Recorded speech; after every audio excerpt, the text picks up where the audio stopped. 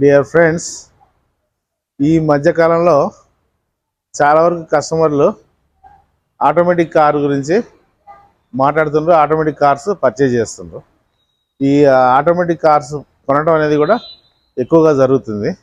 అయితే ఈరోజు మనం వీడియోలో ఆటోమేటిక్ కార్స్ విషయంలో ఒకటి రెండు ముఖ్యమైన విషయాలు గురించి మనం మాట్లాడుకుందాం. ఇందులో ఆటోమేటిక్ కార్లో ముఖ్యంగా రెండు సమస్యలు ఉంటాయి. ఒకటి, ఆటోమేటిక్ గేర్ బాక్స్ కింద మెకట్రానిక్స్ అనే ఒక ఎలక్ట్రానిక్ యూనిట్ ఉంటుంది. ఆ ఎలక్ట్రానిక్ యూనిటే మొత్తం గేర్ షిఫ్టింగ్ని అంతని ప్రాసెస్ చేస్తూ ఉంటుంది, మానిటర్ చేస్తూ ఉంటుంది, షిఫ్టింగ్ చేస్తూ ఉంటుంది. మానిటర్ ఎలక్ట్రానిక్ యూనిట్ కింది భాగంలో ఉంటుంది. మ్యానుఫ్యాక్చరింగ్ డిజైనే గేర్ బాక్స్ కింద ఫిట్ చేసి ఉంటుంది. అయితే ఎప్పుడైనా మీరు వాటర్ లాగింగ్ రోడ్స్లో పోతున్నప్పుడు, లేకపోతే